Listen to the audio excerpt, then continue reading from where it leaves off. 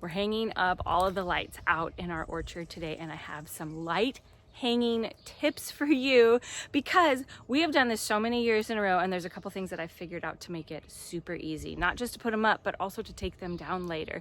But my very first tip is go get these LED lights. If you don't already have lights to put up, I love this strand, number one, because it is 100 feet long, which means it's gonna stretch really, really far. They're LED, so they don't cost a ton to have running. You can have them on for hours and your electric company won't even know. But they don't look like LED. I put these next to our regular incandescent globe lights. You could barely even pick out the one that was LED. So they've made leaps and bounds from those first LED lights. They're warm, they're cozy, they're lovely to have out here. And the last reason why I absolutely love these lights is because they're light, like light in the sense that they're not heavy. Some of the outdoor strands are very heavy, and you have to have some really sturdy stakes to get them to actually stay up. These aren't like that. It's just like a regular strand of lights, but they're rated for being outside. And so we put these up now. It is, well, we're getting them up in June, but some years we get them up in May, and they will stay up all the way until we hit October, and we're just really not outside anymore. So they last a really long time. They're not a huge cost, and they aren't going to make your electric bill spike. You can have them on all you want this summer. Okay, the second thing that you need is a timer. The timer, and I'm going to put links to all this down in the description below. The timer is awesome because you just tell it, okay, I want it to come on at dusk, and then turn off around midnight or whatever time you think you're going to be back inside your house. And then you don't even have to remember to turn the lights on and off. Timer, key, you're going to love it. The other thing that you need are little zip ties. These make hanging lights a breeze. You don't have to worry about trying to loop it around anything. I'll show you. We just use these. We attach the lights right to any branch, any spot we want them to go. You need your ladder.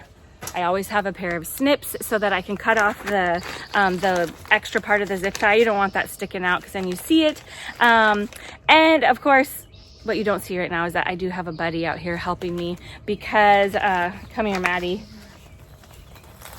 It is so hard to hang the lights up by yourself. Yeah. You're like trying to untangle them, trying to get it up. So have a buddy. Of course, you need a ladder. And okay, we got them up into the big tree. Don't forget your extension cord. You also need an extension cord. We'll bring you over there and show you how we have it. Our extension cord runs up through this lemon balm. It wraps up around the tree, and it goes all the way up there where the light strand actually starts. And that's what I suggest, is that you want the extension cord to go up to where your lights start so that your lights actually begin in the trees instead of down on the ground. I'm gonna go up to a branch. Here's our lights. Here's our zip tie. If I can, I run the zip tie through that little hook. It just gives it a little bit extra security, but you don't have to. Even just going, so this would be if I went through the hook, or like let's say the light just can't stretch that far and you need to go through just with the wire, that works too. And one of the reasons why, like whatever color strand of lights you decide to get, which I really suggest either black or green. Don't go with white because you'll be able to see them up in the trees way more than if you went with black or green. But if you go with a green cord, get green zip ties so that it all matches. And then we just cut off those extra bits so nobody can see them, and it looks like then the lights just are going around that branch. And then at the end of the season, when it's time to take them down, all you have to do is snip the zip tie and boom, the lights come down so easy.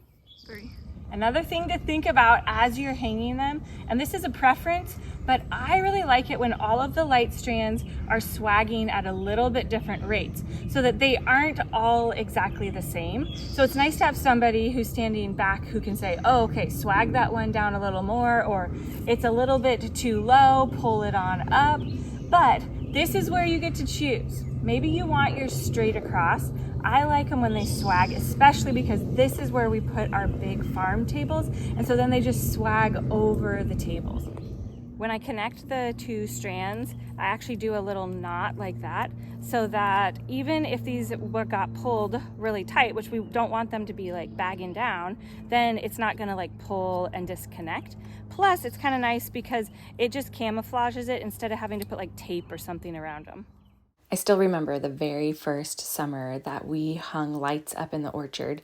We had started hosting what we now call the Freedom Dinners. And we had this idea, what if we put lights up out in the trees? Let's set the table up out there. And honestly, it was the best idea we ever had. It has helped us to gather more and more people at our table in a way that we get to fight human trafficking by coming and gathering. And I'll put a link to more about that below if you want to read about it. But go put the lights up, bring the table out, set it, and have the most amazing time gathering with your people. It was when we started doing the Freedom Dinners that then people started asking, wait, how do you host a dinner like this? How can I do this? That's when we wrote our cookbook.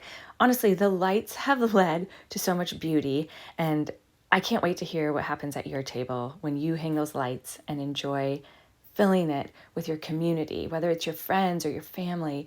Bring out whatever food you can make.